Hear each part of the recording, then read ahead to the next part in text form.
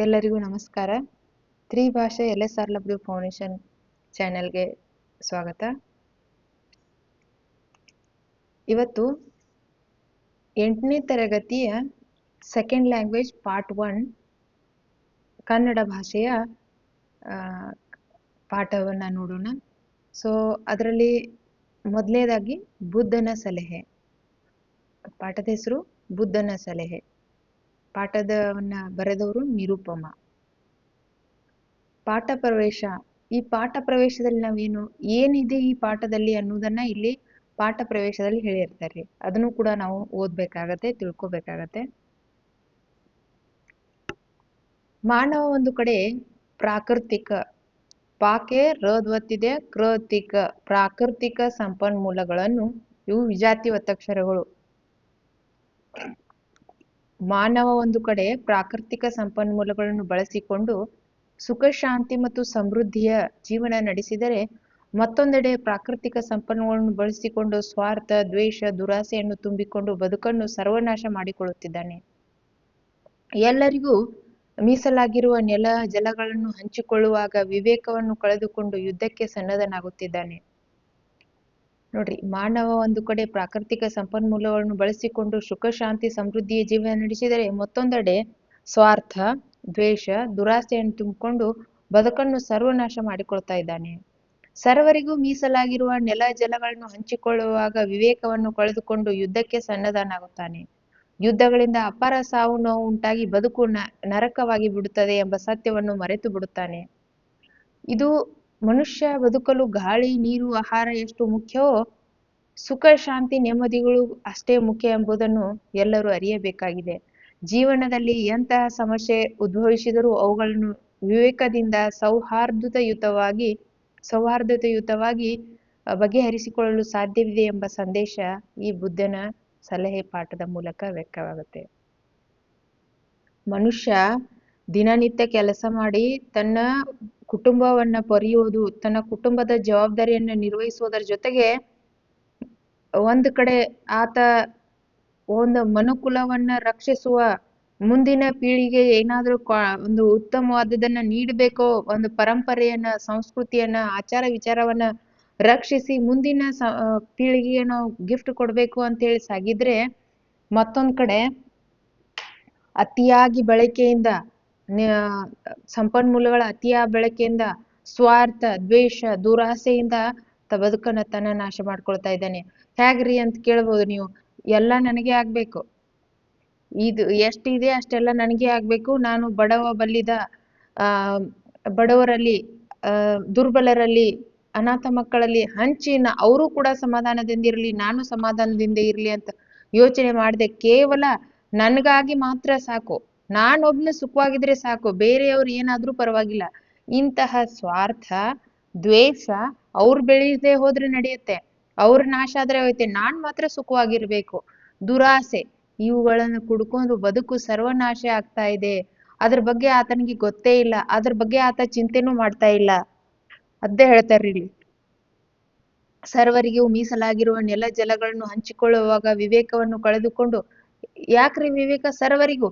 ಗಾಳಿ ಬೀಸುವಾಗ ನೀ ಶ್ರೀಮಂತಿದಿ, ನೀ ಬಡವಿದಿ ಅಂತೇತೇನ್ರಿ? ಇಲ್ಲ, ಅನ್ನಲ್ರಿ. ನೀರು ನಾವ್ ಈಗ ಫಿಲ್ಟರ್ ನೀರ್ ಅಂತೇಳಿ ದುಡ್ಡು ಕೊಟ್ಟು ತಗೊಂಡ್ ಬರ್ತೀವಿ. ಆದ್ರೆ ಎಲ್ಲಾದ್ರೂ ಬಾವಿ, ಕೆರೆ, ಹಳ್ಳ, ಕೊಳದಲ್ಲಿ ನೀವ್ ಬಡವಿದೀಪ, ನೀನ್ ಶ್ರೀಮಂತಿದಿ ಅಂತ ಎಂದಾದ್ರೂ ಆ ಗಂಗಾದೇವಿ ಇದ್ ಮಾಡ್ತಾಳೇನ್ರಿ? ಜಲ ಯಾವತ್ತೂ ನಿಮ್ಮನ್ನ ತಾರತಮ್ಯ ಮಾಡ್ತೇನ್ರಿ? ಇಲ್ಲ. ನೆಲ ಜಲ ಸಂಪನ್ಮೂಲಗಳು ವಿವೇಕವನ್ನು ಕಳೆದುಕೊಂಡು ಯುದ್ಧಕ್ಕೆ, ಅದಕ್ಕಾಗಿ ಹೋರಾಟ ಮಾಡ್ತಾ ಇದೀವ್ರಿ ನಾವು. ಅದು ನೈಸರ್ಗಿಕ ಸಂಪನ್ಮೂಲ, ನಾವು ರಕ್ಷಿಸಬೇಕು. ಆ ಹಿತಮಿತವಾಗಿ ಸಂಪನ್ಮೂಲಗಳನ್ನ ಉಪಯೋಗಿಸ್ಕೋಬೇಕು. ಯಾಕಂದ್ರೆ ನಾಳೆ ನೆಕ್ಸ್ಟ್ ಒಂದು ಪೀಳಿಗೆಗೆ ನಾವು ಏನ್ ಮಾಡ್ಬೇಕಾಗತ್ರಿ, ಈಗ ಹಿತಮಿತವಾಗಿ ಬಳಸಿದ್ರೆ ಅವರಿಗೆ ಅದನ್ನ ಉಳಿತಾಯ ಮಾಡೋ ಪಾಠ ಹೇಳ್ಕೊಡ್ಲಿಕ್ಕೆ ಬರುತ್ತೆ. ನಾವೇ ಅಸ್ತವ್ಯಸ್ತವಾಗಿ ಬಳಸಿ ಮುಂದಿನ ಪೀಳಿಗೆ ನೀವು ಉಳಿಸ್ಕೊಂಡು ಹೋಗ್ರಿ ಅಂತ ಹೇಳಲಿಕ್ಕೆ ಹೇಗೆ ಸಾಧ್ಯ ಇದೆ ಅಲ್ಲ? ತಾನ್ ಮಾಡದೆ ಇರುವುದ್ ಕೆಲ್ಸನ ಮಕ್ಕಳಿಗೆ ಮಾಡು ಅಂತಂದ್ರೆ ಅದು ತಪ್ಪು. ಸೊ ಹೇಗ್ರಿ, ಯುದ್ಧಗಳಿಂದ ಅಪಾರ ಸಾವು ಉಂಟಾಗಿ ಬದುಕನ್ನು ನರಕವನ್ನಾಗಿ ಬಿಡುತ್ತದೆ ಎಂಬ ಸತ್ಯವನ್ನು ಮರೆತು ಬಿಟ್ಟಿದ್ದಾರೆ. ಇಲ್ಲಿ ನಾವು ನಮ್ಮ ಮಕ್ಕಳನ್ನ, ಕುಟುಂಬವನ್ನ ರಕ್ಷಣೆ ಮಾಡಿ ಅವರಿಗೆ ಸಾಮಾಜಿಕ, ಆರ್ಥಿಕವಾಗಿ ಭದ್ರತೆಯನ್ನು ನೀಡುವುದ್ರ ಜೊತೆಗೆ ದೇಶನೂ ಕೂಡ ನಮ್ಮ ಕುಟುಂಬ ಅನ್ನೋ ಭಾವನೆಯನ್ನ ಬೆಳೆಸ್ಕೋಬೇಕು ಅನ್ನೋದೇ ಇಲ್ಲಿ ಬುದ್ಧನ ಸಲಹೆಯಲ್ಲಿ ನಾವು ತಿಳ್ಕೊಳ್ತೀವಿ. ಜೀವನದಲ್ಲಿ ಅಂತಹ ಸಮಸ್ಯೆಗಳು ಉದ್ಭವಿಸಿದರೂ ಅವುಗಳನ್ನು ವಿವೇಕದಿಂದ ಸೌಹಾರ್ದಯುತವಾಗಿ ಬಗೆಹರಿಸುವ ಸಾಧ್ಯವಿದೆ ಎಂಬ ಸಂದೇಶವೇ ಈ ಬುದ್ಧನ ಸಲಹೆಯ ಪಾಠದ ಮೂಲಕ ನಾವು ನೋಡ್ತೀವಿ. ಏನಿದೆ ನೋಡೋಣ ಬನ್ನಿ ಈಗ. ಬಹಳ ವರ್ಷಗಳ ಹಿಂದೆ ಬಹಳ ವರ್ಷಗಳ ಹಿಂದಿನ ಮಾತು. ಉತ್ತರ ಭಾಗದಲ್ಲಿ ಕಪಿಲವಸ್ತು ಎಂಬ ನಗರವಿತ್ತು. ಉತ್ತರ ಭಾರತದ ಭಾಗದಲ್ಲಿ ಒಂದು ಕಪಿಲವಸ್ತು ಎಂಬ ನಗರವಿತ್ತು. ಅದನ್ನ ಆಮ್, ಅದನ್ನು ಶಾಕ್ಯ ಅರಸರು ಮನೆತನದವರು ಆಳ್ತಾ ಇದ್ರು. ಯಾವ ಮನೆತನದವ್ರಿ? ಶಾಕ್ಯ ಮನೆತನದವರು ಆಳ್ತಾ ಇದ್ರು. ಶಾಕ್ಯರ ಅರಸ ಶುದ್ಧೋಧನಿಗೆ ಸಿದ್ಧಾರ್ಥನೆಂಬ ಮಗ ಹುಟ್ಟಿದನು. ಆತ ಬೆಳೆದು ಮೇಲೆ ಸನ್ಯಾಸ ಸ್ವೀಕರಿಸಿ ಭಗವಾನ್ ಬುದ್ಧನಾಗುತ್ತಾನೆ. ನೋಡ್ರಿ, ಉತ್ತರ ಭಾರತದಲ್ಲಿ ನಾವ್ ಯಾವ ಸೈಡ್ದವ್ರಿ ಭಾರತದಲ್ಲಿ? ಉತ್ತರದವ್ರಾ ದಕ್ಷಿಣದವ್ರಾ? ನಾವು ದಕ್ಷಿಣ ಭಾರತದವರು, ನಾವು ಸೌತ್ ಇಂಡಿಯನ್ನು. ಈಗ ಈ Kapilavastu Siddhartha ಹುಟ್ಟಿರುವುದು north India. So ಗೊತ್ತಿರ್ಬೇಕು.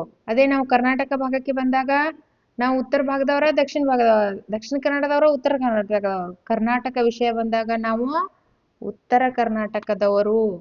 ಅದೇ ಭಾರತ ದೇಶ ಬಂದಾಗ ನಾವು ದಕ್ಷಿಣ ಭಾಗಕ್ಕೆ ನಾರ್ತ್ ಮೇಲೆ ಆಗತ್ತೆ, ಕೆಳಗೆ ಕನ್ಯಾಕುಮಾರಿ ಸೈಡು ದಕ್ಷಿಣ ಆಗತ್ತೆ. ನಾವು ಸೌತ್ ಇಂಡಿಯನ್ನು, ದಕ್ಷಿಣ ಭಾಗಕ್ಕೆ ಸಂಬಂಧಪಟ್ಟವರು.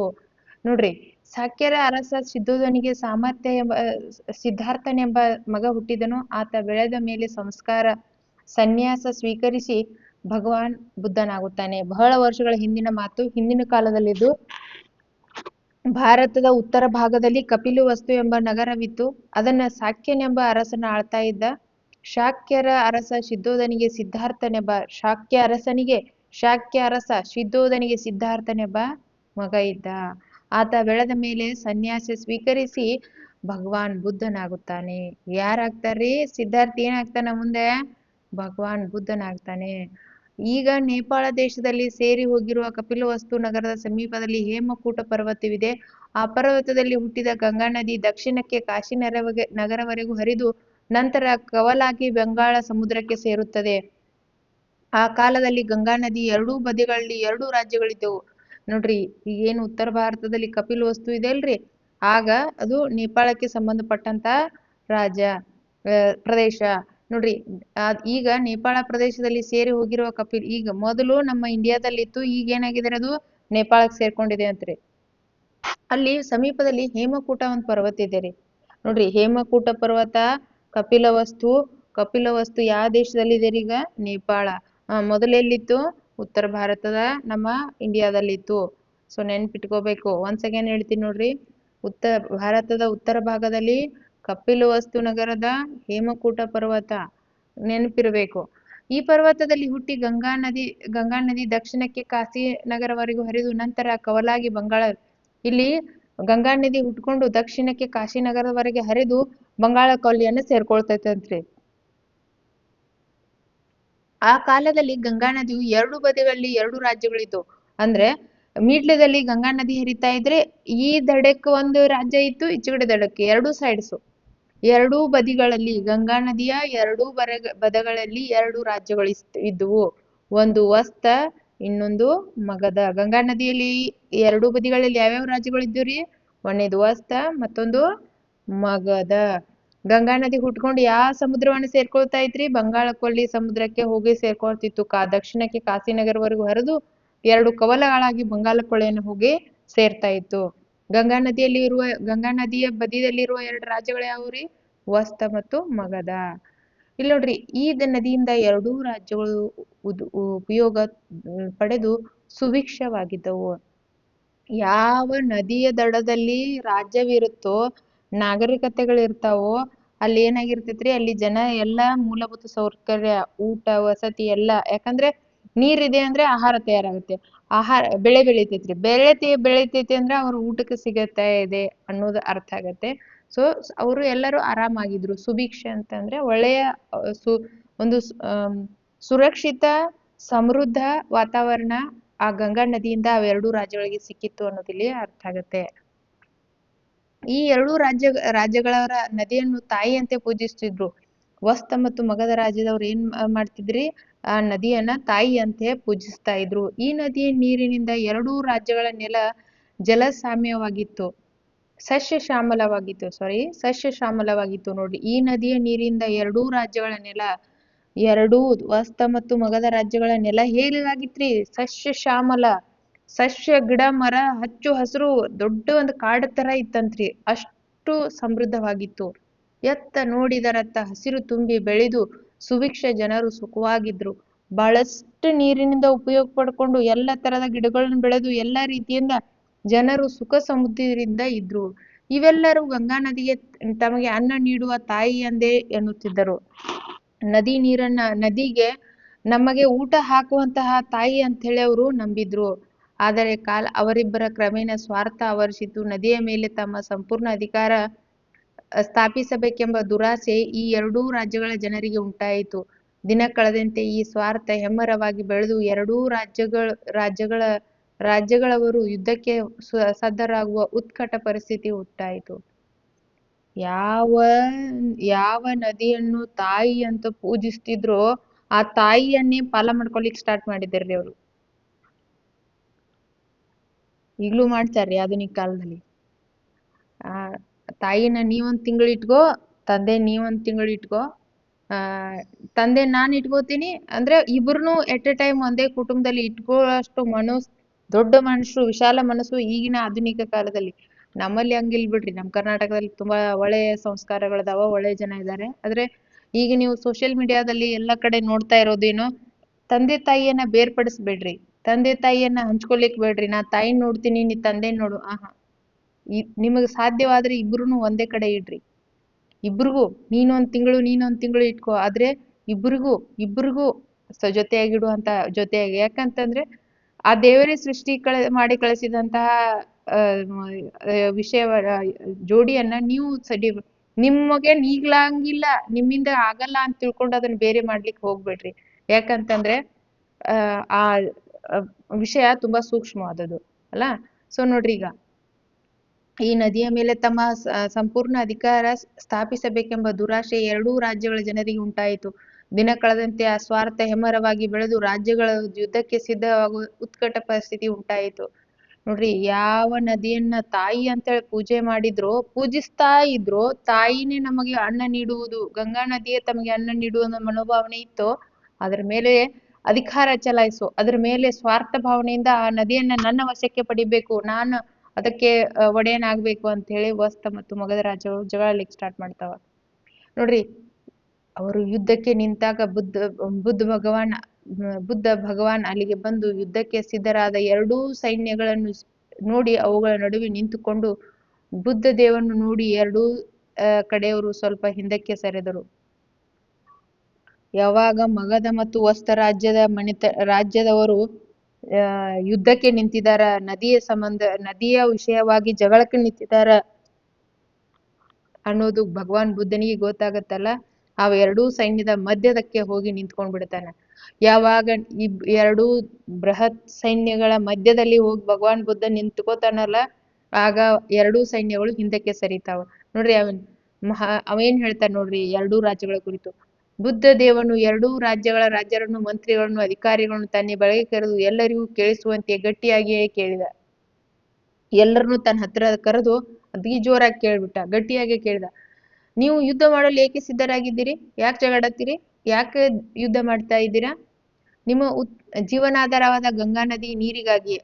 ಎಲ್ಲರೂ ಒಕ್ಕೊರಲಿನಿಂದ ಉತ್ತರವಿಟ್ಟರು, ನಮಗೆ ಜೀವನ ಪ್ಲಸ್ ಆಧಾರ, ಜೀವನಾಧಾರವಾದ ಗಂಗಾ ನದಿಯ ನೀರಿಗಾಗಿ.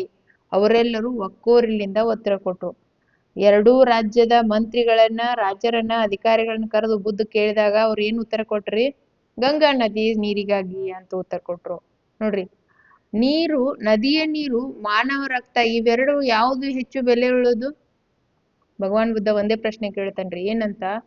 ನದಿ ನೀರ್ ಇಂಪಾರ್ಟೆಂಟೋ ಅಥವಾ ಮನುಷ್ಯನ ರಕ್ತ ಇಂಪಾರ್ಟೆಂಟೋ ಅಂತ ಕೇಳ್ತಾಳ್ರಿ. ಯಾವ್ದು ಬೆಲೆ ಉಳ್ಳದು? ಮನುಷ್ಯನ ರಕ್ತ ನದಿ ನೀರಿಗಿಂತ ತುಂಬಾ ಬೆಲೆಯುಳ್ಳದು. ಎರಡೂ ಕಡೆಯವರಿಂದ ಉತ್ತರ ಬಂತು. ಮನುಷ್ಯನ ರಕ್ತ ಹೆಚ್ಚಿಂದು, ನೀರು ಸುಲಭವಾಗಿ ಸಿಗುತ್ತೆ, ಆದ್ರೆ ಮನುಷ್ಯನ ರಕ್ತ ತುಂಬಾ ಇಂಪಾರ್ಟೆಂಟ್ ಇದೆ. ಎರಡೂ ಕಡೆಯವರಿಂದ ಉತ್ತರ ಬಂತು. ಹಾಗಾದರೆ ನೀವು ಕಡಿಮೆ ಬೆಲೆ ಇರುವ ನೀರಿಗಾಗಿ ಅದಕ್ಕಿಂತಲೂ ಅಮೂಲ್ಯವಾದ ರಕ್ತವನ್ನು ಹರಿಸಲು ಸಿದ್ಧರಾಗಿದ್ದೀರಿ. ನೀರಿಗಾಗಿ ರಕ್ತ ಹರಿಸ್ಲಿಕ್ಕೆ ಸ್ಟಾರ್ಟ್ ಮಾಡಿದ್ದೀರಿ ಅಂತ ಮತ್ತೆ ಪುನಃ ಪ್ರಶ್ನೆ ಹಾಕ್ತಾನ. ನಮ್ಮ ಜೀವಗಳಿಗೆ ಈ ಗಂಗಾ ನದಿ ನೀರು ತುಂಬಾ ಅವಶ್ಯಕತೆ ಅಲ್ಲವೇ? ನಮ್ಗೆಲ್ಲರಿಗೂ ಕ್ರಿಮಿ ಕೀಟ ಜಂತು ಪ್ರಾಣಿ ಪಕ್ಷಿ ಸಸ್ಯ ಮರ ಎಲ್ಲದಕ್ಕೂ ಏನ್ ಬೇಕ್ರಿ? ನೀರ್ ಬೇಕ್ರಿ, ಹೌದಲ್ಲೋ? ನಮ್ಮ ಜೀವಗಳಿಗೆ ಈ ಗಂಗಾ ನದಿ ನೀರು ತುಂಬಾ ಅವಶ್ಯಕವೇ ಎಂದು ಎರಡೂ ಕಡೆಯವರು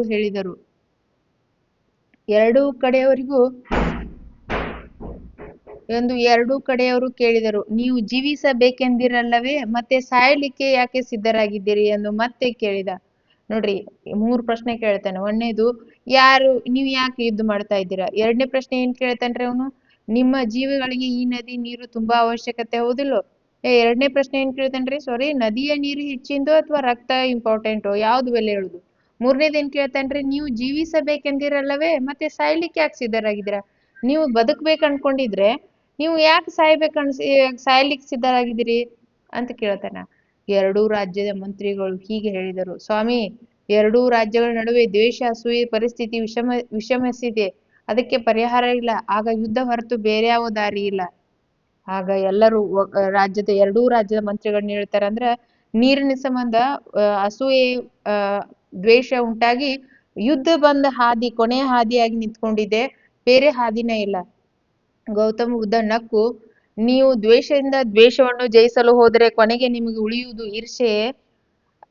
ಇವುಗಳಿಂದ ಜೀವಿಗಳಿಗೆ ದುಃಖ ಹೊರತು ಸುಖವಲ್ಲ. ಈಗ ಸುಖವಾಗಿರೋ ನೀವು ದುಃಖ ತಂದುಕೊಳ್ಳುವ ಮಾರ್ಗ ಇದು. ಯಾವಾಗ ಎರಡೂ ಕಡೆಯವರು ತೆಪ್ಪಗಾದರು.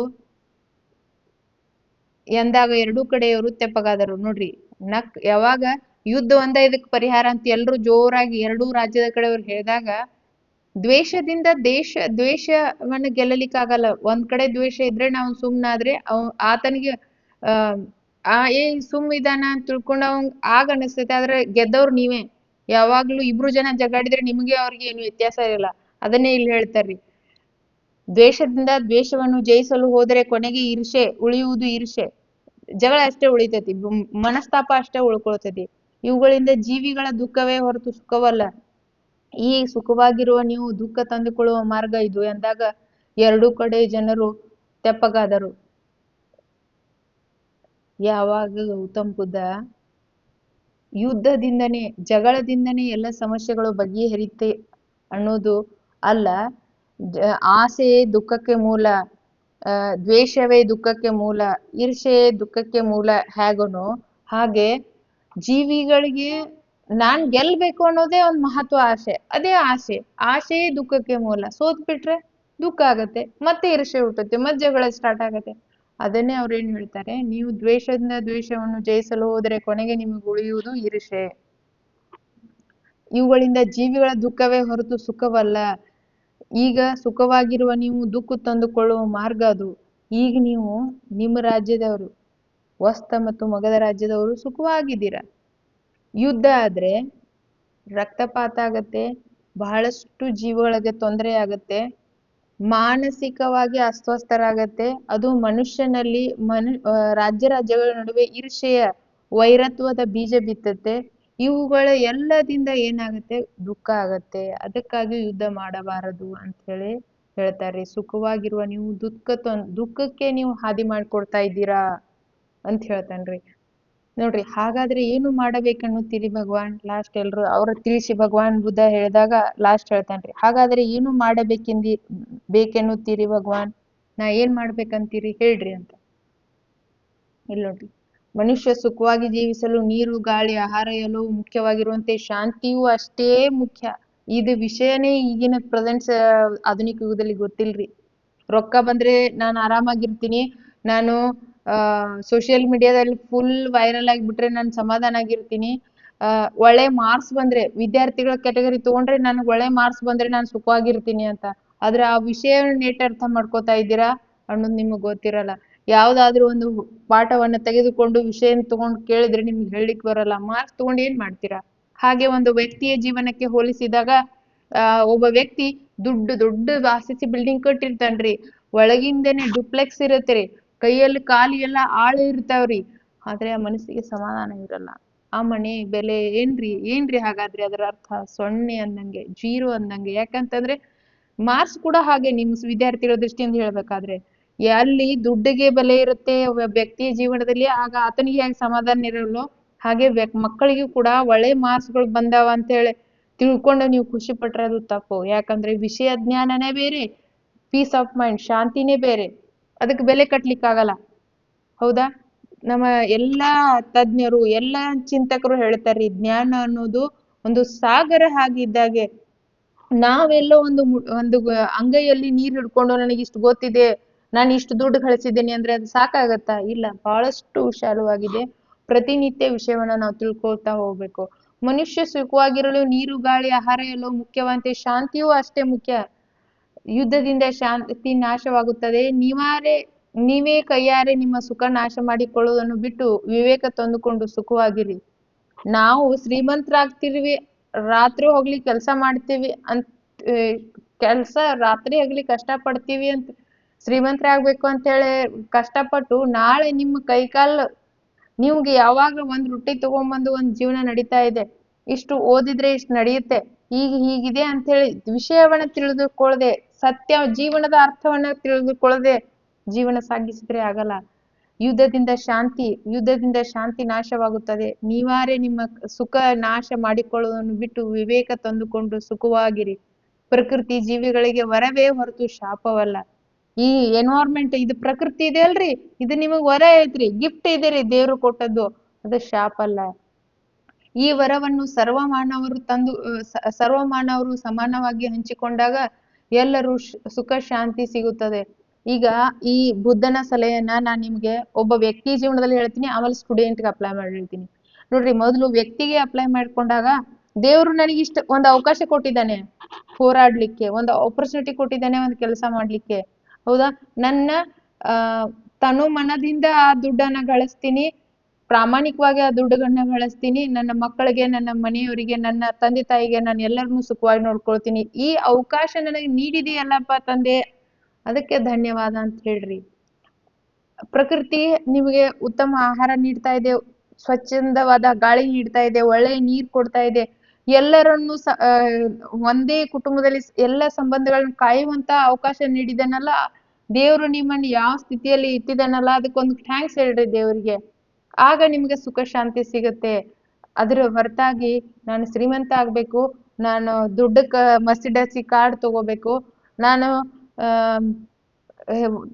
ಎಲ್ಲರಲ್ಲಿ ಫೇಮಸ್ ಆಗ್ಬೇಕು, ಹಣ ಗಳಿಸುವುದ್ರಿಂದ ಸುಖ ಶಾಂತಿ ಸಿಗ್ತಾ ಇದ್ರೆ ಇನ್ನುವರೆಗೂ ಯಾರು ಬಡವರು ಗುಡಿಸಲಲ್ಲಿ ಮಲ್ಕೊಂಡು ಆರಾಮಾಗಿ ನಿದ್ದೆ ಮಾಡ್ತಿರ್ಲಿಲ್ರಿ. ಅವ್ರು ನಿದ್ದೆನ ಮಾಡ್ತಿರ್ಲಿಲ್ಲ, ಯಾಕಂದ್ರೆ ಅವ್ರಲ್ಲಿ ಇರಲಿಲ್ಲ, ಅಲ್ಲಿ ದುಡ್ಡ ಹಣದ ಅಂತಸ್ತು ಇರಲ್ಲ, ಆದ್ರೂ ಕೂಡ ಅವ್ರು ಆರಾಮಾಗಿ ಮಲ್ಕೋತಾರೆ, ಯಾಕಂದ್ರೆ ಅಲ್ಲಿ ಶಾಂತಿ ಇದೆ. ಸೊ ನಾವ್ ಅದನ್ನ ಅರ್ಥ ಮಾಡ್ಕೋಬೇಕಿಲ್ಲಿ.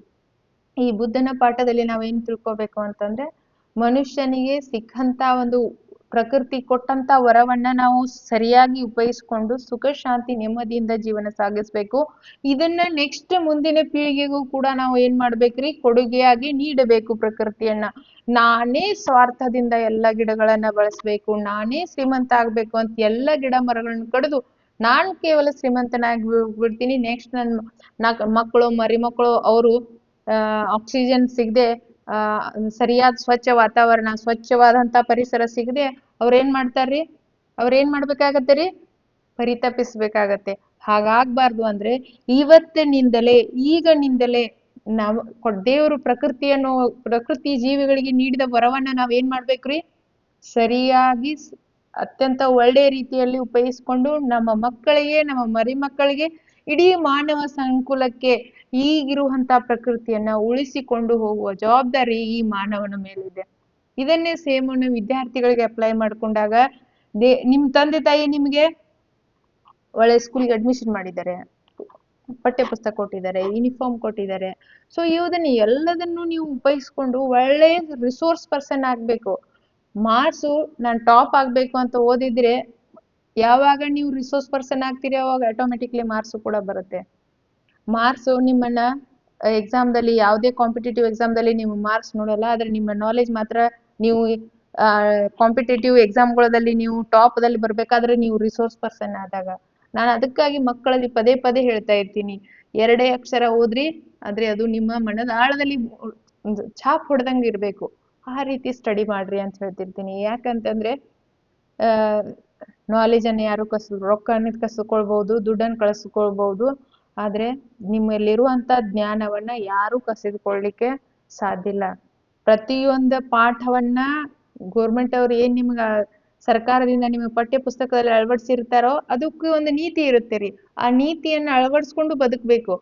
ಇವತ್ತಿಂದಲೇ ಈಗಲಿಂದನೇ ಅದನ್ನ ಅರ್ಥ ಮಾಡ್ಕೊಂಡ್ರೆ ನೀವು ಕೂಡ ಸುಖ ಶಾಂತಿಯಿಂದ ಇರ್ತೀರಾ. ನಿಮ್ಮ ತಂದೆ ತಾಯಿಗಳು ನನ್ನ ಮಕ್ಕಳು ಒಳ್ಳೆಯ ಮಾರ್ಕ್ಸ್ ತಗೋತಾ ಇದ್ದಾರೆ, ಓದ್ತಾ ಇದ್ದಾನೆ, ಕೆಲಸ ಕರೆಕ್ಟ್ ಆಗಿ ಮಾಡ್ತಾ ಇದ್ದಾನೆ ಅಂತ ಸಮಾಧಾನದಿಂದ ಇರ್ತಾರೆ. ನೀವು ನಿಮ್ಮ ಜೀವನದಲ್ಲಿ ಸಕ್ಸಸ್ ಅನ್ನ ಪಡಿತೀರಾ. ಇಲ್ಲಿ ಎರಡೂ ಕಡೆಯ ಜನರಿಗೆ ಈ ಸಲಹೆ ಸತ್ಯವೆನಿಸಿತು. ಎಲ್ಲರೂ ಬುದ್ಧ ದೇವನಿಗೆ ನಮಸ್ಕರಿಸಿ ಯುದ್ಧ ಬೇಡವೆಂದು ತಮ್ಮ ತಮ್ಮ ಊರಿಗೆ ಹೊರಟು ಹೋದರು. ಅಂದಿನಿಂದ ಆ ಎರಡೂ ರಾಜ್ಯದ ಜನರು ಸ್ನೇಹದಿಂದ ಸುಖವಾಗಿದ್ದರು. ಸೊ ಐ ಥಿಂಕ್ ನಾನು ಈ ಬುದ್ಧನ ಸಲಹೆ ಪಾಠದಲ್ಲಿಂದ ಯಾವ್ಯಾವ ನೈತಿಕತೆಗಳನ್ನ ನಾವು ಅಳವಡಿಸ್ಕೊಳ್ಬೇಕು, ಮತ್ತೆ ಈ ಪಾಠ ಹೇಗಿದೆ ಅನ್ನೋದ, ಪಾಠದಲ್ಲಿ ಏನಿದೆ, ಯುದ್ಧದಿಂದ ಸಾಧಿಸುವುದು ಏನೂ ಇಲ್ಲ, ಶಾಂತಿಯಿಂದ, ಸುಖ ಸಂವಾದದಿಂದ, ಸಹಬಾಳ್ವೆಯಿಂದ ನಾವು ಏನೆಲ್ಲಾ ಸಾಧನೆಯನ್ನ ಮಾಡಬಹುದು ಅನ್ನೋದು ಈ ಬುದ್ಧನ ಸಲಹೆ ಪಾಠದಿಂದ ನಾವು ತಿಳ್ಕೊಂಡಿದ್ದೀವಿ. ಈಗ ಕೃತಿ ಪರಿಚಯ ನೋಡೋದು. ಕೃತಿಕಾರರ ಪರಿಚಯ. ಡಾಕ್ಟರ್ ನಿರುಪಮ ಅವರು 1933 ತುಮಕೂರು ಜಿಲ್ಲೆ ಕೊಟರೆಗೆರೆ ತಾಲೂಕಿನ ಹೆಳವನಹಳ್ಳಿಯಲ್ಲಿ ಜನಿಸಿದರು. ಸಂಸ್ಕೃತ, ತೆಲುಗು, ಕನ್ನಡ, ಇಂಗ್ಲಿಷ್, ಹಿಂದಿ, ಬಂಗಾಳಿ ಭಾಷೆಗಳನ್ನು ಚೆನ್ನಾಗಿ ಬಲ್ಲವರು. ವಿವಿಧ ಭಾಷೆಗಳ ಉತ್ತಮ ಕೃತಿಗಳನ್ನು ಕನ್ನಡಕ್ಕೆ ಅನುವಾದಿಸಿದ್ದಾರೆ. ಎಲ್ಲಿ ಹುಟ್ಟಿದ್ರು, ಆಮೇಲೆ ಅವರ ಜನ್ಮದ ಇಯರ್ ಮೆನ್ಷನ್ ಮಾಡಿದ್ರೆ ಬರಿಬೇಕು, ಇಲ್ಲಾದ್ರೆ ಇಲ್ಲ. ಆಮೇಲೆ ಅವ್ರ ಪ್ರಮುಖ ಕೃತಿಗಳು ಅಮೃತ ಕಲಶ, ಪರಿತ್ತಕ್ಕೆ, ಭುವನ ವಿಜಯ, ಭಾರತೀಯ ನಾರಿ ಪಡೆದು ಬಂದ ದಾರಿ, ಭಾವಮುಖಿ, ರಣದ್ದು, ಅಧಿಕಾರಿಗಳ ಅವಾಂತರ, ಮಕ್ಕಳ ಸಾಹಿತ್ಯ, ಕನ್ನಡದ ಕವಿಯತ್ರಿಗಳು. ಸೊ ಇವರು ಫೇಮಸ್ ಕವನ ಸಂಕಲನ, ನಾಟಕ ಮುಂತಾದವುಗಳು. ಸೊ ಇವರ ಈ ಬುದ್ಧನ ಸಲಹೆ ಅನ್ನೋದು ಕಥೆಯನ್ನ ಶತಮಾನದ ಮಕ್ಕಳ ಸಾಹಿತ್ಯ ಪುಸ್ತಕದಿಂದ ಆಯ್ದುಕೊಳ್ಳಲಾಗಿದೆ. ಬುದ್ಧನ ಸಲಹೆ ಕಥೆಯನ್ನು ಶತಮಾನದ ಮಕ್ಕಳ ಸಾಹಿತ್ಯ ಪುಸ್ತಕದಿಂದ ಆಯ್ದುಕೊಳ್ಳಲಾಗಿದೆ. ಅದಕ್ಕಾಗಿ ಸೊ ಐ ಹೋಪ್ ನಿಮ್ಗೆಲ್ಲರಿಗೂ ಅರ್ಥ ಆಗಿದೆ ಅಂತ ತಿಳ್ಕೊಳ್ತೀನಿ. ಸೊ ಇವು ಪಾಠನ ಸರಿಯಾಗಿ ಒತ್ತಕ್ಷರ, ಸಜಾತಿಯಕ್ಷರ, ಸರಳ ಅಕ್ಷರಗಳನ್ನ ಗಮನವಿಟ್ಟು ಓದುವುದರ ಜೊತೆಗೆ ಅರ್ಥ ಮಾಡ್ಕೊಂಡು ಲೈಫ್ನಲ್ಲಿ ಅಳವಡಿಸ್ಕೋತೀರಾ ಅಂತ ಹೇಳ್ತಾ ಧನ್ಯವಾದಗಳು.